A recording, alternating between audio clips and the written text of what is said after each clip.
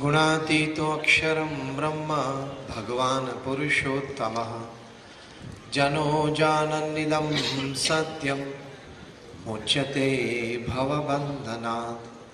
श्री स्वामीनारायण भगवान की जय। अक्षर पुरुषोत्तम महाराज की जय। राधा कृष्ण देव की जय। सियावर रामचंद्र भगवान की जय। प्रमुख स्वामी महाराज की जय। महंत स्वामी महाराज की जय। प्रमुख स्वामी महाराज शताब्दी महोत्सव की जय। प्रथम तो भगवान स्वामीनारायण के चरण में वंदन के साथ हमारे गुरु हरि परम पूज्य प्रमुख स्वामी महाराज और परम पूज्य महंत स्वामी महाराज के चरण में वंदन के साथ आप सभी को जय जिनेन्द्र, नमस्कार, गुड इवनिंग और जय स्वामीनारायण। आज का यह प्रसंग और यह समारोह जैन इंटरनेशनल ट्रेड ऑर्गेनाइजेशन के व्यवस्था और आयोजन से हमें प्राप्त हुआ है और आज की बात का विषय यह है, मेक लाइफ मोर ब्यूटीफुल। मतलब आप अपना जीवन किस तरह से ज्यादा बेहतरीन बना सकते हो। भगवान ने हमें मनुष्य जीवन तो दिया है, ये 70-80 साल का मामला है। If you live that life well, it is a satisfied and successful life. If you cannot live that life well, it is a dissatisfied and a failed life. ये 70-80 साल का जीवन किस तरह से जीना है, वो इस पृथ्वी पे सभी नहीं जानते हैं। सुबह उठते हैं, कुछ घर का काम करते हैं, चाय नाश्ता करते हैं, दफ्तर के लिए तैयार होते हैं, काम धंधे पे चलते हैं, कुछ 8-10 घंटा ऑफिस में काम करते हैं, जिनका जो व्यवसाय हो वो करते हैं। फिर शाम को वापस आते हैं, घर बैठते हैं, कुछ न्यूज़पेपर पढ़ते हैं, टीवी देखते हैं, कोई व्यसन हो तो पान मसाला करते हैं, फिर खाते पीते हैं, कुछ टीवी शो देख के सो जाते हैं। 99.9% people upon this earth live this lifestyle. हाय आना, इसमें जीवन की जो महक आनी चाहिए, जीवन में जो सद्गुण प्राप्त होने चाहिए, जो एक बेसिक अंडरस्टैंडिंग है कि life is much beyond materialistic pleasures, life is much beyond materialistic gains in life, वो एक जो बेसिक अंडरस्टैंडिंग है, इसकी जो अगर क्लैरिटी ना हो तो पृथ्वी पे से तो रोज 1.5 लाख व्यक्ति विदा लेते हैं। 24 घंटे का दिन, 86,200 सेकंड्स का ये दिन है, उसमें 1.5 लाख लोग विदा लेते हैं। मतलब every 2 seconds 3 people leave this earth। अगर भगवान की इच्छा हुई और पूरा कंसंट्रेशन गांधीधाम पे रख दे तो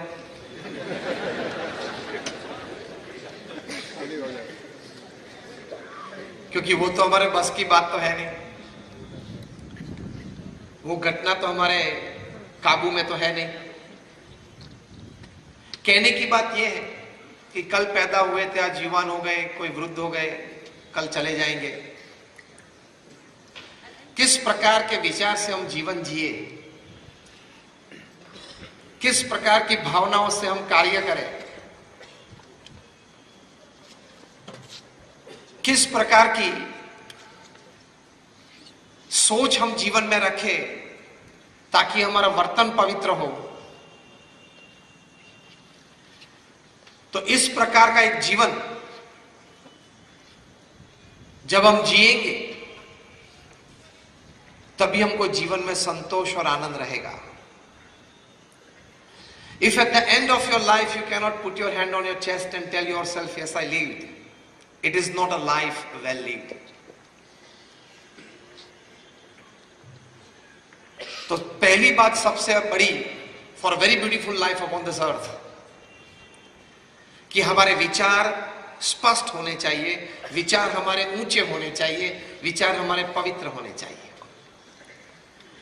ऊंचे विचार, स्पष्ट विचार और पवित्र विचार से व्यक्ति सुखी हो सकती है। Your life becomes more beautiful. क्योंकि man at the end of the day is a bundle of his own thoughts. जो विचार हम पूरा दिन करते हैं शाम को हो जाते हैं, जो विचार हम पूरी जिंदगी करते हैं जिंदगी के अंत में हो जाते हैं। तो विचार की एक परिपक्वता चाहिए, क्योंकि your thoughts decide your actions. Your actions decide your destiny, and your destiny decides your life. ये एक सिद्धांत है। तो विचार की स्पष्टता, विचार की ऊंचाई और विचार की पवित्रता चाहिए। जापान में एक फिश पैदा होती है जिसका नाम है कोई, जापानीज कोई बोलते हैं, KOI। इसकी एक बड़ी अजीब सी विशेषता है। जब वो पैदा होती है तब उसकी साइज 1 या 1.5 इंच होती है। अगर वे पैदा होने के बाद उसको घर में जो हम बाथरूम में टब यूज करते हैं पानी भरने के लिए या स्नान करने के लिए, उस टब में अगर उसको रखें तो जिंदगी में वे सिर्फ 2 या 3 इंच बड़ी होती है। अगर वही कोई मछली को पैदा होने के बाद तुरंत ही कोई बड़ी वाटर टैंक में रखी जाए, 10 बाय 10 या 10 बाय 20 की साइज हो, उसमें अगर रखी जाए तो वो मछली अपनी जिंदगी में 8 से 10 इंच बड़ी होती है। वही जापानीज कोई मछली को जो पैदा होने के वक्त 1 या 1.5 इंच की थी, उसको अगर बड़ा तालाब हो उसमें रखा जाए, इन अ लेक, तो अपनी जिंदगी में उसकी साइज बड़ी होते हुए 2-3 फीट बढ़ती है। कई दशकों तक वैज्ञानिकों के मन में यह रहा कि how with the same gene and the same DNA, genetic वही है, DNA भी वही है, तो वही जीन्स या वही DNA है तो भी ये मछली कोई 2-3 इंच बड़ी होती है अपने जीवन में, कोई है तो 8-10 इंच बड़ी होती है, कोई है तो 2-3 फीट बड़ी हो जाती है। बहुत संशोधन किया उसके बाद एक कंक्लूजन रिपोर्ट तैयार हुआ, और कंक्लूजन रिपोर्ट में यह लिखा था कि the growth of this fish depends upon its expectations of the limitations for growth. ये मछली, उसका विकास किस पर निर्भर है?